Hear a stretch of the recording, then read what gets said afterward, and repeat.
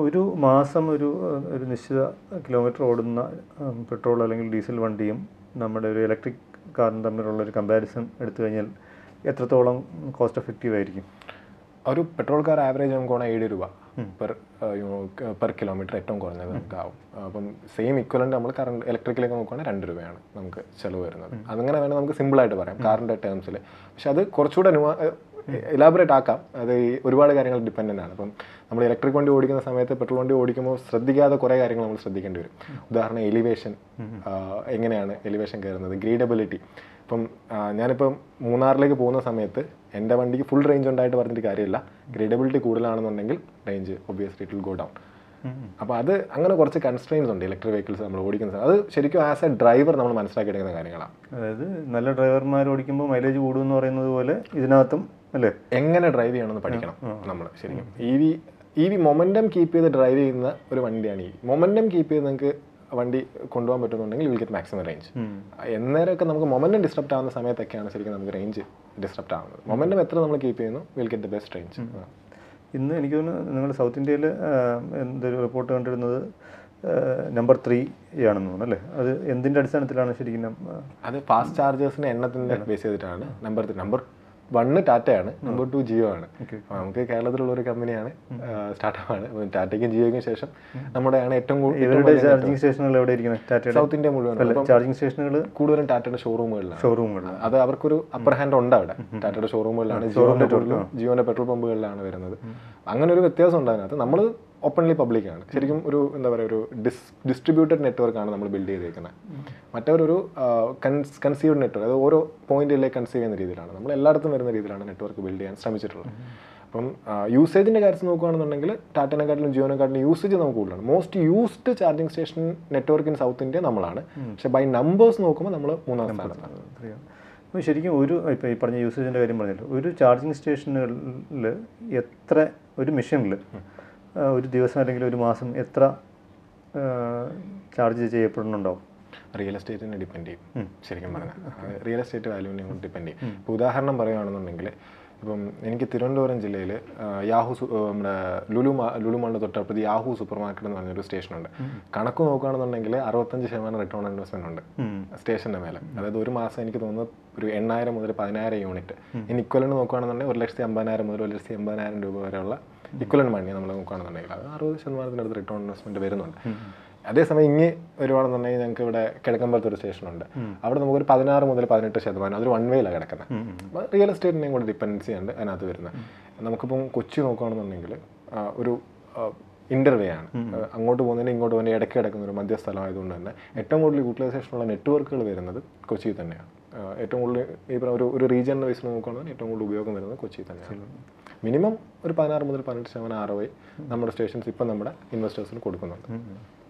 നമ്മൾ ഈ grow ചെയ്യുന്നതിനനുസരിച്ച് fund raise ചെയ്തിട്ടുണ്ടാവില്ലേ? ഇപ്പോൾ നേരത്തെ നമ്മൾ തുടക്കത്തിൽ പറഞ്ഞതുപോലെ ക്യാപിറ്റൽ അധികം ആവശ്യമായിട്ടുള്ളൊരു ഒരു ബിസിനസ്സാണിത്.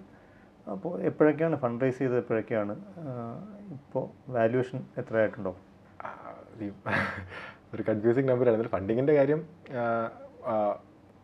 അത്ര എളുപ്പമല്ല. അത് ഞാൻ ശരിക്കും പറഞ്ഞാൽ ഞങ്ങൾ സ്റ്റാർട്ടപ്പ് ജേർണി തുടങ്ങുന്ന സമയത്ത് മനസ്സിൽ വളരെ സിമ്പിളായിട്ടായിരുന്നു എല്ലാം ഡിഫൈൻ ചെയ്ത് വെച്ചിട്ടുണ്ടായിരുന്നത്. നാളെ പോയി സ്റ്റാർട്ടപ്പ് മെഷീനെ പ്രസൻറ്റ് ചെയ്യുന്നു, 10 ലക്ഷം രൂപ ഗ്രാൻഡ് വാങ്ങുന്നു, അത് വെച്ച് അടുത്ത പരിപാടി ചെയ്യുന്നു, അതുകൊണ്ട് അടുത്ത ഫണ്ടറെ കാണുന്നു, അവരുടെ അടുത്ത് നിന്ന് വാല്യുവേഷൻ വെച്ച് പൈസ വാങ്ങിക്കുന്നു, അടുത്ത പരിപാടി ചെയ്യുന്നു. ഇതൊന്നും നടക്കില്ല. അതാണ് സത്യസന്ധമായ വശം. ഗ്രാൻഡ് കിട്ടണമെന്നുണ്ടെങ്കിൽ പ്രൂവ് ചെയ്യണം. പ്രൂവ് ചെയ്യാതെ ഗ്രാൻഡ് കിട്ടില്ല. അത് പലരുടെ ഇടയ്ക്കുള്ളൊരു ധാരണയാണ്, തെറ്റാണ്, കിട്ടില്ല. അങ്ങനെ ഒരു സ്റ്റാർട്ടപ്പ് മെഷീൻ ഗ്രാൻഡ് കിട്ടും പ്രൊവൈഡഡ് യു ആർ പ്രൂവൺ. അല്ലെങ്കിൽ നമുക്ക് അവിടെ ഇരിക്കുന്ന ആൾക്കാർ കൃത്യമായിട്ട് കാര്യം മനസ്സിലാക്കി കൊടുത്താലേ നമുക്ക് അത് നടക്കുള്ളൂ. ഒന്നത്. പിന്നെ 2, ഇപ്പം ഞാൻ 19 മുന്നേക്ക് നമ്മൾ കേട്ട് വന്ന ഒരു കാലഘട്ടം എന്ന് വെച്ച് കഴിഞ്ഞാൽ you have an idea will get the investment എന്നുള്ളൊരു കൺസെപ്റ്റാണ്. നമ്മൾ ഒരു ഇൻവെസ്റ്റ്മെന്റ് പുട്ട് ഇപ്പം ഇൻവെസ്റ്റ്മെന്റ് വിന്റർ എന്ന് പറയുന്ന ഒരു സിറ്റുവേഷനിലാണ്. അത്ര എളുപ്പം ഇൻവെസ്റ്റ് ചെയ്യൂല unless and until you have clear traction. അപ്പം നമ്മളുടെ ആദ്യത്തെ ചലഞ്ചും അത് തന്നെയായിരുന്നു, ട്രാക്ഷൻ കാണിക്കുക എന്നുള്ളത്. പക്ഷെ ഞങ്ങൾക്കത് വലിയ ബുദ്ധിമുട്ടായിരുന്നു ശരിക്കും തുടക്കത്തിൽ ട്രാക്ഷൻ കാണിക്കാൻ. അന്നേരം ഞങ്ങളെ ഹെൽപ്പ് ചെയ്ത് കുറച്ച് ഏഞ്ചൽ ഇൻവെസ്റ്റേഴ്സ് ഉണ്ട്. അപ്പോൾ നമുക്ക് വലിയ VCസിൻ്റെ അടുത്തൊന്നും ഓപ്ഷൻ ഇല്ലാത്തതുകൊണ്ട് ഞങ്ങളെ ഒരുപാട് ഏഞ്ചൽസ് ഞങ്ങളെ ഹെൽപ്പ് ചെയ്തിട്ടുണ്ട്. ഏറ്റവും പ്രധാന അനൂപേട്ടൻ, മൂപ്പര് ദുബായിലാണ്. അപ്പോൾ മൂപ്പര് ഞങ്ങളെ നേരിട്ട് കാണാതെയാണ് ഞങ്ങൾക്ക് ഫണ്ട് ചെയ്തത്. അത് ഒരു എമൗണ്ട് ആണെന്നുണ്ടെങ്കിൽ ഞങ്ങൾ വലിയൊരു എമൗണ്ട് തന്നെയാണ് ഞങ്ങളെ അന്ന് സംബന്ധിച്ചോട് നോക്കുകയാണെന്നുണ്ടെങ്കിൽ. അതിലാണ് ഞങ്ങളുടെ സർട്ടിഫിക്കേഷൻ എല്ലാം കഴിഞ്ഞു പോയത്. ഹാർഡ്വെയർ മേഖലയിൽ വർക്ക് ചെയ്യുമ്പോൾ സർട്ടിഫിക്കേഷനും പേറ്റൻസിനും മാത്രം വലിയൊരു തുക നമ്മൾ കണ്ടുവയ്ക്കേണ്ടതായിട്ടുണ്ട്. അതുപോലെ നമ്മൾ തന്ന് ശരിക്കും വലിയ ബുദ്ധിമുട്ടാണ്. അപ്പോൾ നമ്മളത് ഈ ഇൻവെസ്റ്റേഴ്സ് ഇല്ലായിരുന്നുണ്ടെങ്കിൽ ഒരിക്കലും നമുക്കത് മുന്നോട്ട് പോകാൻ പറ്റത്തില്ല. അന്നേരമാണ് അനൂപേട്ടൻ നമ്മുടെ അടുത്ത് ഓൺ ബോർഡ് ചെയ്യുന്നത്. അതിനുശേഷം പിന്നീട് ഇൻഡിവിജ്വൽ ഏഞ്ചൽ ഇൻവെസ്റ്റേഴ്സ് ആയിട്ട് നമ്മൾ ഏകദേശം ഒരു 3.5 കോടി രൂപയോളം ഇപ്പം ഇതുവരെ റേസ് ചെയ്തിട്ടുണ്ട്. അതിൽ അനൂപേട്ടനും ഏഞ്ചൽ ഇൻവെസ്റ്റേഴ്സും വഴി ഏകദേശം 1.5 കോടി രൂപയും പിന്നെ ഒരു 2.5 കോടി രൂപയോളം നമ്മുടെ ഫീനിക്സ് ഏഞ്ചൽസ് തൃശ്ശൂർ ബേസ് ചെയ്തിട്ടുള്ള ഹരി സാർ മാനേജ് ചെയ്യുന്ന ഫീനിക്സ് ഏഞ്ചൽസ് റേസ് ചെയ്ത് നമുക്ക് അറേഞ്ച് ചെയ്തിട്ടുണ്ട്. ഇത് രണ്ടുമാണ് നമ്മുടെ അതിപ്പോൾ ടോട്ടൽ ഏകദേശം നമ്മൾ 3.5 crores അടുത്ത് മൊത്തം റേസ് ചെയ്തിട്ടുണ്ട്. പിന്നെ റവന്യൂ നോക്കുകയാണെങ്കിൽ ഞാൻ അന്ന് പറഞ്ഞ പോലെ തന്നെ ഏകദേശം ഒരു മോണിറ്റൈസേഷൻ തുടങ്ങിയത് 22 കാലഘട്ടത്തിലാണ്. അതിനുശേഷമേ നമുക്ക് ഒരു പ്രോപ്പർ മോണിറ്റൈസേഷനിലേക്ക് വന്നിട്ടുള്ളൂ. അപ്പോൾ 22-23 നമുക്ക് ഉണ്ടായ റവന്യൂന്ന് ഓൾമോസ്റ്റ് ഒരു 400% ജമ്പ് നമുക്ക് ഈ ഒരു പുതിയ ഫിനാൻഷ്യൽ ഇയറിലേക്ക് വന്നിട്ടുണ്ട്. നമ്പേഴ്സ് പറയുകയാണെന്നുണ്ടെങ്കിൽ ഞങ്ങൾ ആദ്യത്തെ ഫിനാൻഷ്യൽ ഇയറിൽ 84 ലക്ഷമായിരുന്നു നമ്മുടെ ടോട്ടൽ ടേൺ ഓവർ. 21-23 വന്നപ്പോൾ നമുക്ക് 2.5 കോടി രൂപ, 23-24 ആയപ്പോൾ നമുക്ക് ഏകദേശം ഈ വർഷം 10 കോടി രൂപയ്ക്ക് നമ്മൾ ക്ലോസ് ചെയ്യുമെന്നാണ് വിചാരിക്കുന്നത്. ആവറേജ് CAGR നോക്കുകയാണെന്നുണ്ടെങ്കിൽ ബിറ്റ്വീൻ 200-400% ഞങ്ങൾക്ക് ഇയർ ഓവർ ഇയർ ഗ്രോത്ത് ഞങ്ങൾ ഇതുവരെ കാണിച്ചിട്ടുണ്ട്. ദൈവദിനം കൊണ്ട് നമുക്ക് അടുത്ത വർഷവും പൈപ്പ് ലൈൻ ക്ലിയർ ആയിട്ട് പോവുകയാണെന്നുണ്ടെങ്കിൽ സെയിം പ്രൊപ്പോർഷൻ തന്നെ നമുക്ക് കാണിക്കാൻ പറ്റുമെന്നാണ് വിശ്വസിക്കുന്നത്. അപ്പോൾ ഞാൻ വാല്യുവേഷൻ്റെ കാര്യം പറഞ്ഞില്ല. വാല്യുവേഷൻ അങ്ങനെയൊക്കെ പറയാൻ പറ്റത്തില്ല. എന്നാലും ഇൻഡസ്ട്രി സ്റ്റാൻഡേർഡ് മൾട്ടിപ്പിൾ 15x ആണ്. അപ്പോൾ നമുക്കിപ്പം 10 crore ആനുവൽ റവന്യൂ ഉണ്ട്. ഇൻഡസ്ട്രി സ്റ്റാൻഡേർഡ് മൾട്ടിപ്പിൾ ഇട്ട് നോക്കുകയാണെന്നുണ്ടെങ്കിൽ 150 crore വാല്യുവേഷൻ നമുക്ക് ഈസി ആയിട്ട് പറയാം. Not considering any of the IP or technology or whatsoever we have built. അതൊക്കെ മനസ്സിൽ നിന്ന് മാറ്റി നിർത്തി കഴിഞ്ഞാൽ പ്ലെയിൻ നമ്പേഴ്സിന് വേണം നമുക്കൊരു 150 crore വാല്യുവേഷൻ ഇപ്പം ചോദിക്കാം, ന്യായമായിട്ട് ചോദിക്കാം. അതിനകത്ത് തെറ്റൊന്നുമില്ല. ഫണ്ട് റേസ് ചെയ്യുമ്പോൾ ഇപ്പോൾ 3.5 കോടി രൂപ ചെറിയ സമയത്ത് തന്നെ റേസ് ചെയ്തെടുത്തു. പിന്നെ നമ്മുടെ കാശ് കൊണ്ടാണ് ഗ്രോ ചെയ്തുകൊണ്ടിരിക്കുന്നത്. അപ്പോൾ ശരിക്കും ഫണ്ട് റേസ് ചെയ്യുമ്പോൾ പുതിയ സംരംഭകർക്ക് ഒരുപാട് പേർക്ക് ഈ ഒരു സമയത്ത് ഭയങ്കര ബുദ്ധിമുട്ട് വരുന്നുണ്ട്. എന്തൊക്കെയാണ് ശ്രദ്ധിക്കേണ്ടത്? എന്തൊക്കെയാണ്? ട്രാക്ഷൻ ഇല്ലാതെ പൈസ കിട്ടില്ല, അത് ബുദ്ധിമുട്ടാണ്. അല്ലെങ്കിൽ വലിയ ടാഗ് ഉണ്ടാവണം. You have an IIM tag, IIT tag, അതൊക്കെ ഉണ്ടെന്നുണ്ടെങ്കിൽ അത് സ്റ്റിൽ ഹാസ് വാല്യൂ. അത് ആ ടാഗിൻ്റെ വാല്യൂ അല്ല, അത് നെറ്റ്വർക്കിൻ്റെ വാല്യൂ ആണ്. Suppose I am from IIM, I have A huge network behind me. എൻ്റെ അലൂമിനി ഉണ്ടാവും, എൻ്റെ കൂടെ പഠിച്ചവരുണ്ടാവും. അതൊരു വലിയ അസറ്റ് തന്നെയാണ്. അതിനാണ് ശരിക്കും വാല്യൂ കൊടുക്കുന്നത്. ടാഗ് എന്നല്ല പറയണ്ട, ആ ഒരു അസറ്റിനാണ് വാല്യൂ കൊടുക്കുന്നത്. അത് ഇല്ലെങ്കിൽ വലിയ ബുദ്ധിമുട്ടാണ് ഒന്നത്. പിന്നെ ഏതെങ്കിലും ഒരു മേഖലയിൽ പ്രൂവ് ചെയ്ത ആൾക്കാരായിരിക്കണം. അത് നമുക്ക് അത് ഇൻവെസ്റ്റേഴ്സും മനുഷ്യന്മാരാണ്, ഇപ്പുറത്തിരിക്കുന്ന മനുഷ്യന്മാരാണ്. അപ്പോൾ അവർക്ക് നമ്മളൊരു വിശ്വാസം തോന്നുക എന്നുള്ളതാണ് ഏറ്റവും പ്രധാനപ്പെട്ട കാര്യം. എൻ്റെ ഇതുവരെയുള്ള എക്സ്പീരിയൻസിൽ ഫണ്ട് ചെയ്യുന്നത് കമ്പനിയിലല്ല, ഫണ്ട് ചെയ്യുന്നത് എക്സിക്യൂട്ടീവ്സിലാണ്, അതായത് എൻ്റർപ്രണേഴ്സിലാണ് ഫണ്ട് ചെയ്യുന്നത്. നമ്മുടെ സംസാരത്തിലാണ് അവർ കാര്യങ്ങൾ അറിയുന്നത്. നമ്മൾ പ്രൊജക്റ്റ് ചെയ്യുന്ന പ്രൊജക്ഷൻസിലാണ് അവർ കാര്യങ്ങൾ മനസ്സിലാക്കുന്നത്. നമ്മൾ എത്രമാത്രം നമ്മുടെ കമ്പനിയെക്കുറിച്ച് അറിയുന്നു, നമ്മൾ എത്രമാത്രം നമ്മുടെ കമ്പനിയുടെ പ്രോസസ്സുകളെ കുറിച്ച് അറിയുന്നോ അത്രമാത്രം ഇൻവെസ്റ്റർ നമ്മൾ കോൺഫിഡൻ്റ് ആയിരിക്കും. അതാണ് എനിക്ക് വളരെ ചെറിയ മനസ്സിലായൊരു കാര്യം. പിന്നെ ഒരു ബ്ലേറ്റൻ്റ് ആയിട്ടുള്ളൊരു ഫണ്ടിങ് റൗണ്ട് റേസ് ചെയ്താലും ഭയങ്കര ബുദ്ധിമുട്ടാണ്. ഞങ്ങൾക്ക് ശരിക്കും ഒരുപാട് ഓപ്പർച്യൂണിറ്റി വന്നിട്ടുണ്ട്. അങ്ങനെ വലിയ ഫണ്ടിങ് റൗണ്ടുകൾ റേസ് ചെയ്യാൻ വേണ്ടി ഒരുപാട് കമ്പനി നമ്മളെ സമീപിച്ചിട്ടുണ്ടായിരുന്നു, വലിയ VC ഫണ്ടുകളെ സമീപിച്ചിട്ടുണ്ടായിരുന്നു. പക്ഷേ ഞങ്ങളുടെ ഒരു കാര്യം എന്ന് വെച്ച് കഴിഞ്ഞാൽ നമ്മളൊരിക്കലും അത്രയും ഫണ്ട് ആവശ്യപ്പെടുന്നില്ല ഈ ഒരു സിറ്റുവേഷൻ. കാരണം മാർക്കറ്റ് ഗ്രോ ചെയ്യുന്നതിൻ്റെ ഡിപ്പെൻഡൻ്റ് ആയിട്ടേ നമുക്ക് ഫണ്ട് റേസ് ചെയ്യുന്ന ഒരു പ്രൊജക്ഷൻ ഞങ്ങൾ കണ്ടിട്ടുള്ളൂ എന്ന്. പിന്നെ ഞങ്ങൾ എപ്പോഴും ഫണ്ട് ചോദിക്കുന്ന ട്രാക്ഷനെ ബേസ് ചെയ്ത് മാത്രമാണ്. അപ്പം സ്വാഭാവികമായിട്ട് അപ്പുറത്തിരിക്കുന്ന ഒരാൾക്ക് ഞങ്ങൾ ഇത്രയും ട്രാക്ഷൻ ഉണ്ടാക്കിയിട്ടാണ് സാറിനോട് അത് ചോദിക്കുന്നത് എന്നുള്ളൊരു കാര്യത്തിൽ നമുക്ക് സംസാരിക്കാം. Pre revenue fund generation quite ഹാർഡാണ്. ആസ് ഓഫ് നൗ ഭയങ്കര ഹാർഡാണ്. Unless and until you have seriously good product on hand, then it might happen. അതാണ് എൻ്റെ സത്യം. നിങ്ങൾ 4 ഫൗണ്ടേഴ്സാണ്. 4 പേരും പല പല സ്ഥലങ്ങളിൽ നിന്ന് വന്നവരാണ്. എൻജിനീയറിംഗ് ബാക്ക്ഗ്രൗണ്ട് ഉള്ളവരാണ് 4 പേരും. ഈ കോ ഫൗണ്ടേഴ്സിനെ തിരഞ്ഞെടുക്കുമ്പോൾ ശരിക്കും എന്തൊക്കെയാണ് ശ്രദ്ധിക്കേണ്ടത്? എന്നെ സംബന്ധിച്ച് എനിക്ക് കോ ഫൗണ്ടേഴ്സിനെ തിരഞ്ഞെടുക്കേണ്ടി വന്നില്ല. അത് എൻ്റെ ഒരു ഭാഗ്യമാണ് ശരിക്കും പറഞ്ഞു കഴിഞ്ഞാൽ. അടിപൊളി നല്ല കോ ഫൗണ്ടേഴ്സ് ഇല്ലാന്നുണ്ടെങ്കിൽ നമുക്ക് കാര്യങ്ങൾ നടത്തിക്കൊണ്ടു പോകാൻ വലിയ ബുദ്ധിമുട്ടാണ്. മൊത്തം എടുത്ത് നോക്കിക്കഴിഞ്ഞാൽ OPC സക്സസ്ഫുൾ ആയിട്ടുള്ളത് വളരെ ചുരുക്കം കമ്പനീസാണ്. ഇന്ത്യയിൽ ഇപ്പോൾ സക്സസ് പറയുന്നത് ഓയോ ഉണ്ടാവും മാത്രമേ. അങ്ങനെ എൻ്റെ ഒരു അറിവിൽ ഒരു OPC റൺ ചെയ്ത് അത്രയും ഒരു പൊസിഷനിലേക്ക് എത്തിച്ചിട്ടുള്ള ആൾക്കാരൊക്കെ ഉള്ളൂ. അപ്പം ഒന്ന് റെസ്പോൺസിബിലിറ്റി ഷെയർ ചെയ്യാനുള്ള ആൾ വളരെ ഇമ്പോർട്ടൻ്റ് ആണ് എൻ്റെ ഒരു കാഴ്ചപ്പാടിൽ. അത് ഇപ്പം ഒരുപാട് കാര്യങ്ങൾ വരുന്നൊരു സമയത്ത് ഒറ്റയ്ക്ക് വലിയ ബുദ്ധിമുട്ട്. അപ്പം നമ്മുടെ അതേ സ്റ്റാൻഡിൽ നിന്നുകൊണ്ട് നമ്മുടെ റെസ്പോൺസിബിലിറ്റീസ് എൻ്റെയുമാണ് എന്ന് മനസ്സിലായിക്കൊണ്ട് ചെയ്യുന്ന ആൾക്കാരെ മാത്രമേ അവിടെ നിന്നിട്ട് കാര്യമുള്ളൂ. ഒന്നത്. 2, നമുക്കറിയാത്ത കാര്യങ്ങൾ നമ്മുടെ കോ ഫൗണ്ടർ ഫുൾഫിൽ ചെയ്യാൻ പറ്റണം. അതാണ് അതിൻ്റെ 2. അപ്പം എന്നെ സംബന്ധിച്ച് നോക്കുകയാണെന്നുണ്ടെങ്കിൽ ഞങ്ങളുടെ ഫൗണ്ടേഴ്സിനിടെ കൃത്യമായ ഒരു ഹയറാർക്കി ഉണ്ട്. തുടക്കത്തിലില്ലായിരുന്നുണ്ടെങ്കിൽ പിന്നീട് തനിയെ ഡെവലപ്പായി വന്നതാണ്. ശരിക്കും ഞങ്ങളത് ഒരു ഹയറാർക്കി പുട്ടിൻ ചെയ്യാൻ വേണ്ടി എഫേർട്ടൊന്നും എടുത്തിട്ടില്ല.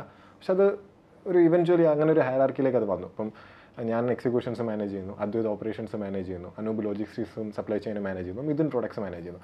അത് നമ്മൾ ആരും അങ്ങനെ ചെയ്യാമെന്ന് പറഞ്ഞ് ചെയ്തതല്ല, പക്ഷെ അത് വന്ന സമയത്ത് അത് ഗ്രാജുവലി അങ്ങനെ തന്നെയാണ് വന്നത്. അതായത് നിങ്ങളുടെ കോ ഫൗണ്ടേഴ്സിൻ്റെ തിരഞ്ഞെടുപ്പ് എങ്ങനെ ഗ്രാജുവലായിട്ട് അല്ലേ നാച്ചുറലായിട്ടുണ്ടായോ അതുപോലെ തന്നെ ഹയറാർക്കിയും അതുപോലെ തന്നെയാണ് വന്നത്. പക്ഷെ എല്ലാവർക്കും അങ്ങനെ വരണമെന്നില്ല, അത് സത്യസന്ധമല്ല. ഇപ്പം എൻ്റെ കേസിൽ അവർ എന്നെയും ഞാൻ അവരെയും അത്രയും ട്രസ്റ്റ് ചെയ്യുന്നതുകൊണ്ടും പിന്നെ ഈ പറഞ്ഞ പോലെ ടെക്നിക്കലി കേപ്പബിൾ ആയതുകൊണ്ട് നാം 4 പേരും എഞ്ചിനീയേഴ്സ് ആയതുകൊണ്ടാണ് ശരിക്കും പറഞ്ഞാൽ ഒരു പക്ഷേ ഇത് വർക്കൗട്ട് ആയത്.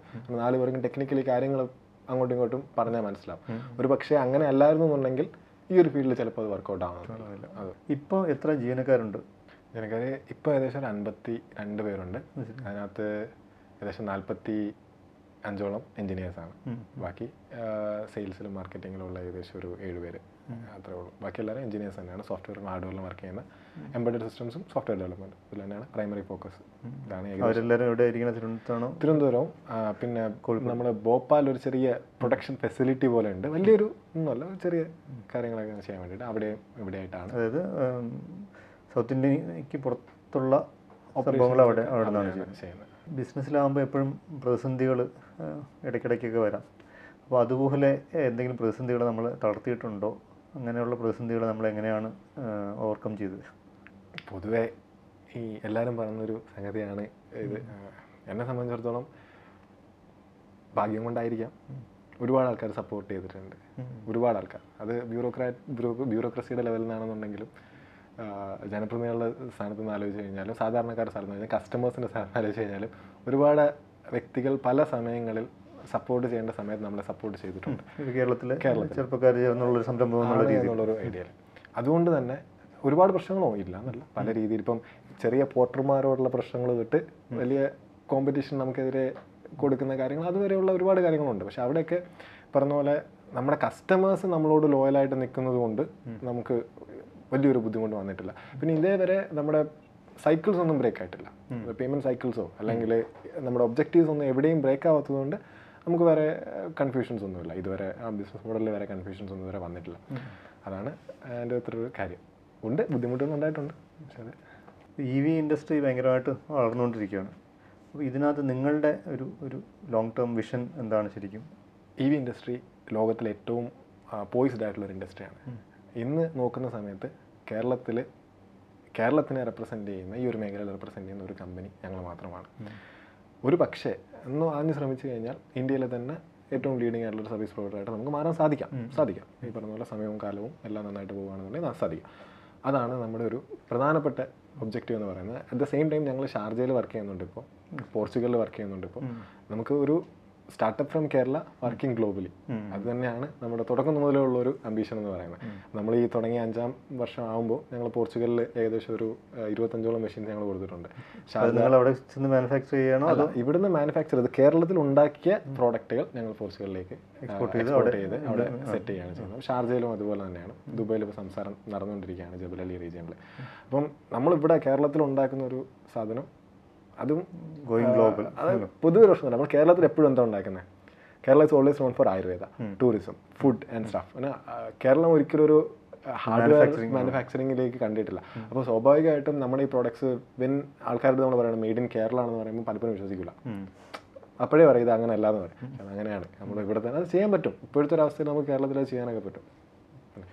അപ്പോൾ കേരളത്തിൽ വ്യവസായം സാധ്യമാണ് അല്ലേ? ഒരു സംശയം വേണ്ട. അപ്പോൾ നേരത്തെ പറഞ്ഞതുപോലെ ഇലക്ട്രിക് വെഹിക്കിൾ അല്ലെങ്കിൽ ഈ ബൈക്കുകൾ നമ്മുടെ ചാർജ് മോഡ് വഴി നിന്ന് പ്രതീക്ഷിക്കാൻ പറ്റുമോ?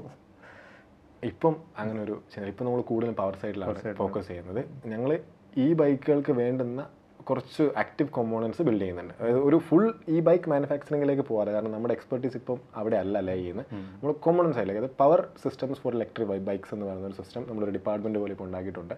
അതിൽ നമ്മൾ better battery architecture, better power control architecture, better battery control architecture, ഈ 3 സിസ്റ്റംസാണ് നമ്മൾ ഫോക്കസ് ചെയ്യുന്നത്. അപ്പോൾ ഒരു പക്ഷേ ഇന്ത്യയിലുള്ള ലെഗസി മാനുഫാക്ചറേഴ്സിന് നമ്മുടെ സിസ്റ്റംസ് യൂസ് ചെയ്യാൻ പറ്റിക്കഴിഞ്ഞാൽ it will be better win situation four everybody. അപ്പോൾ അങ്ങനത്തെ ഒരു കേരളത്തിൽ ഉണ്ടാക്കുന്ന ഒരു എക്യുപ്മെൻ്റ് അല്ലെങ്കിൽ അല്ലേ ഈ ലോകത്തിലെ പല ബൈക്കുകളിലും വരാൻ എത്തിക്കാൻ പറ്റിയാൽ നല്ലത് തന്നെയാണ് തീർച്ചയായിട്ടും.